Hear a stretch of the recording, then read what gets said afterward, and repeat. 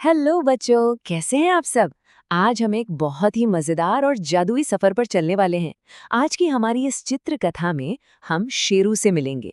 शेरू एक छोटा सा प्यारा सा शेर का बच्चा है और इस कहानी से ना हम एक बहुत ही खास बात सीखेंगे कि आखिर सच्ची ताकत होती क्या है। तो बस आराम से बैठ जाइए और सुनिए ये मजेदार कहानी। भाग 1 नन्हा शेरू।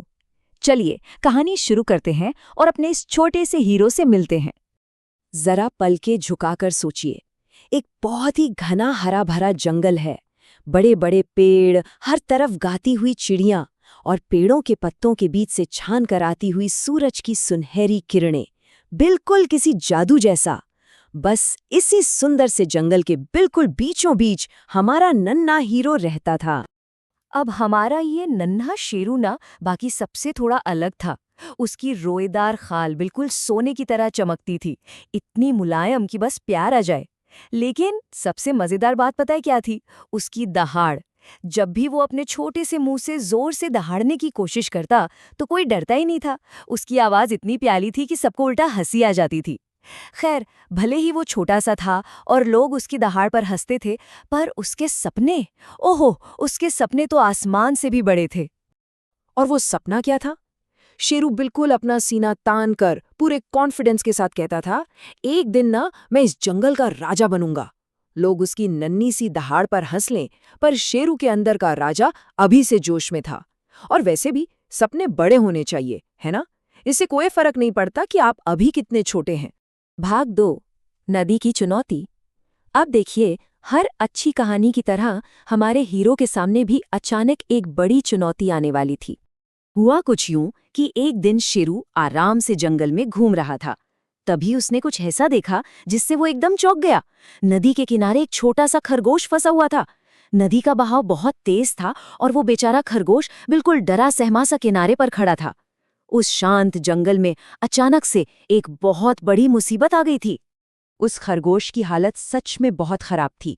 वो बेचारा कांपते हुए बहुत ही घबराई हुई आवाज में चिल्ला रहा था, बचाओ, कोई मुझे बचाओ, मैं दूसरी तरफ नहीं जा पा रहा। सोचकर देखिए उस नन्हे खरगोश पर क्या बीत रही होगी। सामने इतनी विशाल, तेज बहती हुई नदी और निकलने का कोई रास्ता नहीं। और उसकी यही दर्द भरी पुकार हमारे शेरू ने सुन ली। भाग 3 सच्ची बहादुरी। अब देखते हैं कि हमारा शेरू क्या करता है। यहाँ पर आती है कहानी में असली एक्साइटमेंट। शेरू ने उस डरे हुए खरगोश को देखा। अब वो चाहता तो वहां से जा सकता था, पर नहीं, पीछे हटने के बजाय उसने अपने अंदर एक अजीब सी हिम्मत महसूस की। उसने खुद से कहा, मैं छोटा जरूर हूं, पर मैं बहादुर हूं। ये बात बिल्कुल कमाल की थी।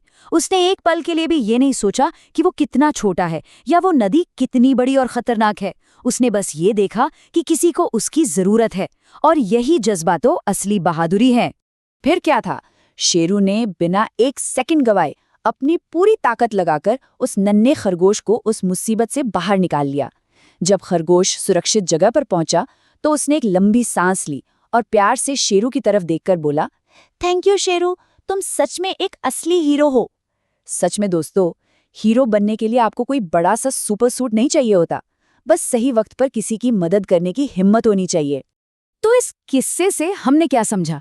यही कि आकार में छोटा पर दिल से बहुत बड़ा। हाँ, शेरू देखने में छोटा जरूर था, उसकी दहाड़ से लोग डरते नहीं थे, पर उसकी दयालुता और दूसरों की मदद करने का जो जुनून था ना, वो जंगल के किसी भी बड़े और ताकतवर शेर से लाख गुना बड़ा था। क्योंकि याद रखिए, हमारी असली पहचान हमारी बॉडी से नहीं, हमारे दिल से होती है। भाग 4 असली ताकत। आइए आखिरी हिस्से में चलते हैं और समझते हैं कि इस पूरी कहानी का असल मतलब क्या है। हमें अक्सर लगता है ना कि जो बॉडी बिल्डर हो, जिसके पास बहुत आकार हो, वही सबसे स्ट्रांग है। पर शेरू ने उस दिन एक बहुत बड़ी बात सीख ली। उसने समझ लिया कि असली ताकत किसी भारी भरकम शरीर या बहुत ही डरावनी दहाड़ में बिल्कुल नहीं है, बल्कि असली ताकत तो जरूरत के वक्त किसी की मदद करने में और किसी कमजोर को सहारा देने में है।